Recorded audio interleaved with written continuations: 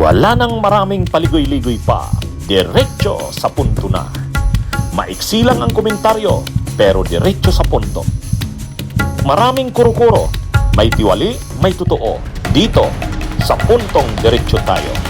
Punto, diretso. Umattend si Bong Revilla doon sa pagdinig sa DOJ. Yung preliminary investigation ng kanyang kaso. Kasi maraming kaso si Revilla. Yung nakakulong siya ngayon, 2 kaso yon, graft at saka malversation. Yung graft nakapagpiyansa siya. Pero yung malversation unbailable. Pero mayroon pa sa kanyang nakapending na kaso sa DOJ. Under preliminary investigation. Plunder yun.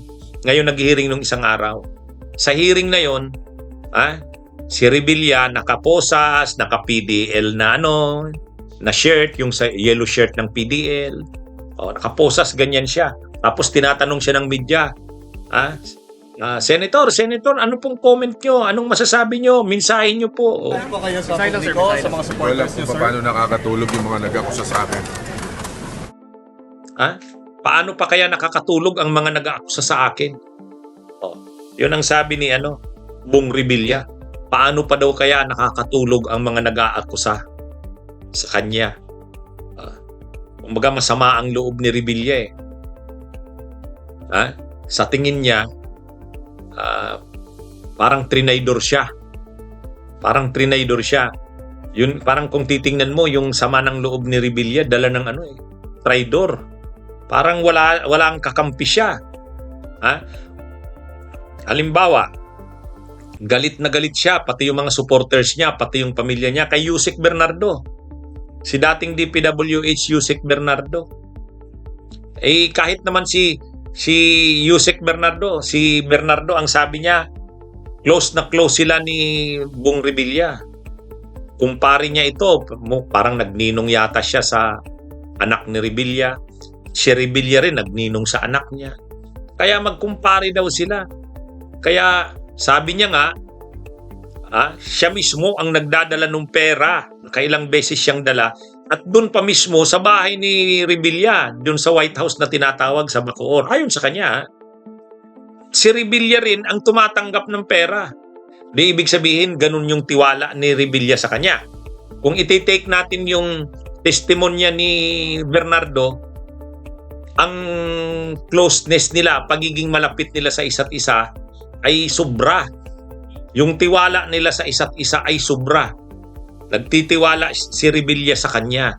Parang ang mga pundo yata ni Revilla, yung mga allocables, mga pundong, kasi sa Senado ang nangyayari, Senator Revilla, 1 billion sa'yo.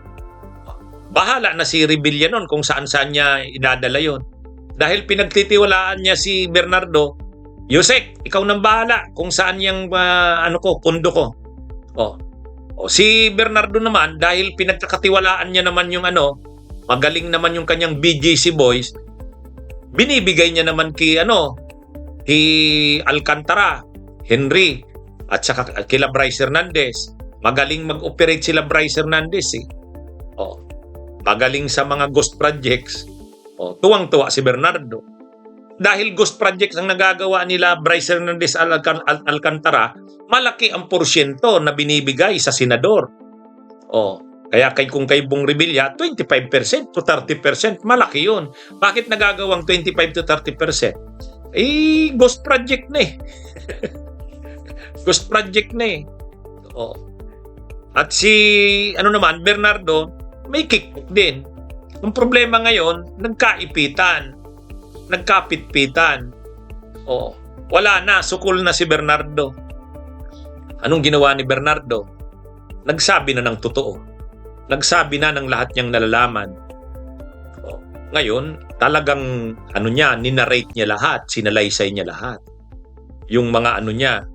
Ngayon, syempre dahil matibay yung kanyang testimonya, direkta yung kanyang mga testimonya tungkol kay Revilla, kaagad-agad, nakasuhan si Revilla nakulong ngayon. At ngayon, galit si Revilla. Sabi ni Revilla, nakakatulog pa kaya? ang mga nag-aakusa sa akin. Siguro hindi ganun lang 'yon, ano? Nakakatulog kaya ang mga traidor sa akin? Kasi parang ang nangyari diyan betrayal eh. Malapit kayo sa isa't isa, magkasama kayo sa sa hirap at ginhawa. Hirap, hindi pala, sa ginhawa lang lahat. Magkasama sila sa ginhawa. Mga kickbacks. Ang problema, pagdating ngayon, makakaligtas si Bernardo, magdurusa si Revilla. Makakatulog pa ba sila? Parang ganun eh. Parang ganun ang nangyari dyan eh. Mga kabunyog, mga kawan, tingin nyo. Kumbaga, si Bernardo wala na. Libre na kasi state witness na eh. Magsasauli lang ng 1 billion eh. Baka may natira pa sa kanyang 100 million. Tapos idadrop na yung charges sa kanya. 'Di ba? Di ba sabi ng abogado ni Revilla, yung abogada pala. Imagine niyo naman, 4 silang respondents, tapos pagdating ngayon yung 3 respondents state witnesses na. Itong aking kliyente, si Senador Bong Revilla, siya na lang natitirang mag-isa. Yun. Kaya sabi ng abogada ni Bong Revilla, grabe naman to. Siguro yun din ang sinasabi ni makakatulog pa ba sila? Lalo na siya, si Bernardo. Kasi sa labas nagrarally yung mga tao, supporters ni Revilla. Ang nakalagay doon, si Yusek Bernardo daw ang panagutin eh. Kasi ito daw talaga yung mastermind. Ang problema, nag-cooperate na si Bernardo eh. Naglabas na ng kanyang sinumpaang salaysay at ginawa ng state witness. Wala na, drop na ang charges sa kanya. State witness na eh. Kaya siguro ang nararamdaman dyan ni Bong Revilla, betrayal. Magkasama tayo sa ganyan, nanginabang tayo sa ganyan. Tapos siguro ganun siguro pakiramdam ni Bong Revilla diyan. Magkumpare, grabe yung tiwala. Tapos yung pala ipagkakanulo lang siya, betrayal.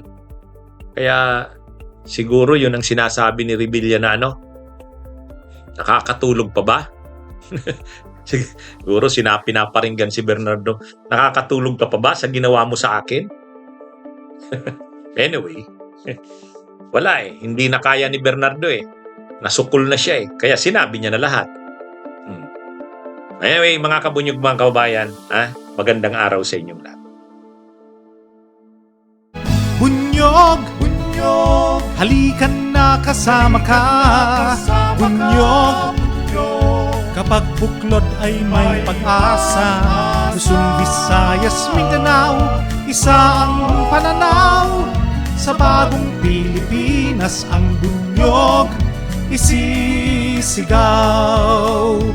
Bunyog, bunyog, bunyog.